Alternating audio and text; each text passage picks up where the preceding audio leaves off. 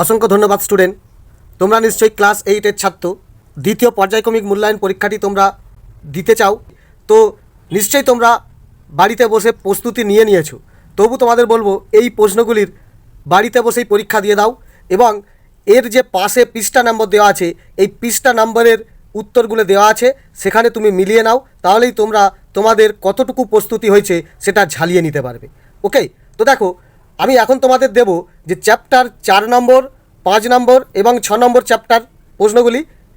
ওকে, তো ইতিহাসের যে প্রশ্নগুলি আছে সেটা দেখো। প্রথমেই 1 নম্বর বলছে ফরাজি আন্দোলন গড়ে তোলেন কে?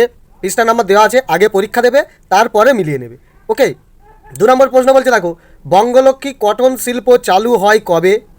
3 নম্বর প্রশ্ন বলছে শিবাজি উৎসব চালু করেন কে? 4 নম্বর প্রশ্ন ভারতে প্রথম সাপ্তাহিক পত্রিকা কে কবে প্রকাশ করেন? পৃষ্ঠা নম্বর অবশ্যই দেওয়া আছে। এরপরে 5 নম্বর প্রশ্ন বলছে দেখো দাদন কথার অর্থ কী? 6 নম্বর প্রশ্ন আছে দেখো কে সত্যশোধক সমাজ গড়ে তোলেন? পৃষ্ঠা নম্বর দেওয়া আছে, অবশ্যই তুমি উত্তরগুলি শেষে দেখে নেবে। 7 নম্বর প্রশ্ন বলছে আসামে চা শ্রমিক আন্দোলনের নেতা কে? 8 নম্বর প্রশ্ন বলছে দেখো বঙ্গভঙ্গ বিরোধী আন্দোলন ও বঙ্গভঙ্গ রদ কবে কবে হয়েছিল? অর্থাৎ বঙ্গভঙ্গ বিরোধী আন্দোলন একটা সালে হয়েছিল এবং বঙ্গভঙ্গ রদ আরেকটি সালে হয়েছিল, সেই দুটি সাল তোমাকে দিতে হবে। ওকে, পৃষ্ঠা নম্বর দেখো 113-তে আছে, আগে উত্তর লিখে নাও। 9 নম্বর প্রশ্ন বলছে দেখো সভা সমিতির যুগ কাকে বলে? এর উত্তরটা আমি অবশ্যই লাস্টে দেখিয়ে দেবো, তোমরা কিন্তু আগে লিখে নেবে, পরে আমার এই লেখার সঙ্গে মিলিয়ে নেবে। ওকে, 10 নম্বর প্রশ্ন কি আছে? কে কবে সতীদাহ প্রথা নিষিদ্ধ বলে ঘোষণা করেন? ওকে, 11 নম্বর প্রশ্ন বলছে দেখো জাতীয় কংগ্রেস কবে প্রতিষ্ঠিত হয়? এই জাতীয় কংগ্রেসের প্রথম সভাপতি কে ছিলেন? জাতীয় কংগ্রেসের জনক কে ছিলেন? এগুলি তুমি অবশ্যই লিখে নাও। 12 নম্বরের প্রশ্ন কি আছে? নাট্যাভিনয় নিয়ন্ত্রণ আইন কে কবে জারি করেন? ওকে, সূর্যাস্ত আইন কাকে বলে? 14 নম্বর বলছে দেখো অবশিল্পায়ন কাকে বলে? এই প্রশ্নগুলি বাড়িতে বসে অবশ্যই লিখে নাও। ওকে, তাহলেই তোমাদের টাইমটাও বুঝতে পারবে এবং কতটা প্রস্তুত সেটাও বুঝতে পারবে। 15 নম্বর প্রশ্ন বলছে দেখো দামিন ই কোহি কি? 16 নম্বর প্রশ্ন বলছে দেখো নীলদর্পণ নাটক কে কবে রচনা করেন? 17 নম্বর ধরতি আবা কাকে বলা হয়? এটা দেখো পৃষ্ঠা নম্বর দিচ্ছি না, কারণ তোমাদের এই যে মুন্ডা বিদ্রোহের নেতা বিরসা মুন্ডা, সেখানে কিন্তু লেখা নেই ধরতি আবা বলা হয়, তো সেই কারণে তুমি নিশ্চয়ই মুন্ডা বিদ্রোহ পড়েছো, আর মুন্ডা বিদ্রোহের নেতা বিরসা মুন্ডা, এই বিরসা মুন্ডাকে বলা হয় ধরতি আবা। ওকে, 18 নম্বর প্রশ্ন বলছে দেখো ভারতীয় রেলপথের জনক কাকে বলা হয়, কেন বলা হয়? এটা তোমাকে লিখতে হবে। কাকে কেন দ্বিতীয় বিদ্যাসাগর বলা হয়? 20 নম্বর প্রশ্ন বলছে দেখো শিকাগো ধর্ম সম্মেলনে স্বামীজি কবে যোগদান করেন?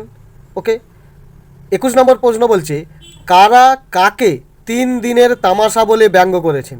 এটা তুমি দেখো তোমার পৃষ্ঠা নম্বর 71-এ পেয়ে যাবে। 22 নম্বর প্রশ্ন কি বলছে? বাংলা ভাষায় প্রথম মাসিক পত্রিকা কোনটি? সম্পাদক কে? ওকে, পৃষ্ঠা নম্বর দেখো 78-এ পেয়ে যাবে। এরপরে 23 নম্বর বলছে সাগরে কন্যা সন্তান ভাসিয়ে দেওয়ার প্রথা কে নিষিদ্ধ করেন? পৃষ্ঠা নম্বর দেওয়া আছে, অবশ্যই পেয়ে যাবে। 24 নম্বর প্রশ্ন বলছে দেখো দাক্ষিণাত্য হাঙ্গামা কি? 25 নম্বর বলছে লাল বাল পাল কারা? এদের পুরো নাম দেবে, আর এরা যে চরমপন্থী দলের নেতা ছিল সেটাও তোমাকে তুলতে হবে। ওকে, 26 নম্বর প্রশ্ন বলছে দেখো 19 শতকে নারী শিক্ষা প্রসারে পণ্ডিতা রমাবাই স্মরণীয় কেন? 81 নম্বর পাতায় আছে। ওকে, 27 নম্বর প্রশ্ন বলছে দেখো নব্যবঙ্গ গোষ্ঠী কোন কোন প্রথার বিরোধিতা করেন?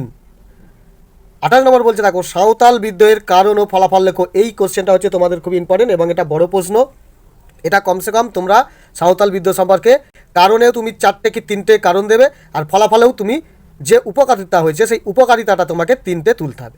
ওকে, 29 নম্বর কি বলছে? আলিগড় অ্যাংলো ওরিয়েন্টাল কলেজ কে কবে গড়ে তোলেন?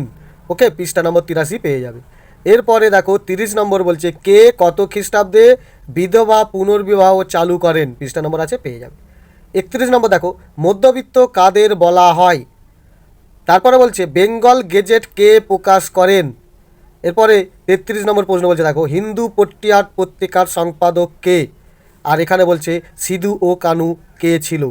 এই উত্তরগুলো যদি স্টুডেন্ট তোমরা বাড়িতে বসে প্রস্তুত করে নাও, তাহলে তোমরা আশা করি যে দ্বিতীয় পর্যায়ক্রমিক মূল্যায়ন পরীক্ষা হবে সেখানে পুরো নাম্বারটা তোমরা তুলে নিতে পারবে। এবং এই প্রশ্নগুলি যদি প্রস্তুত থাকো তাহলে যখন তোমরা ফাইনাল পরীক্ষা দেবে তখনও তোমরা বিশেষভাবে উপকৃত হবে। ওকে, ভিডিও ভালো লাগলে সাবস্ক্রাইব করে দিও আর একটা লাইক করে দিও, কারণ ভিডিওর মধ্যে লাইকটা কম আসছে। অবশ্যই লাইক করে দিয়ে আমার উৎসাহটা বাড়াও। দেখা হবে পরবর্তী ভিডিও নিয়ে। ধন্যবাদ।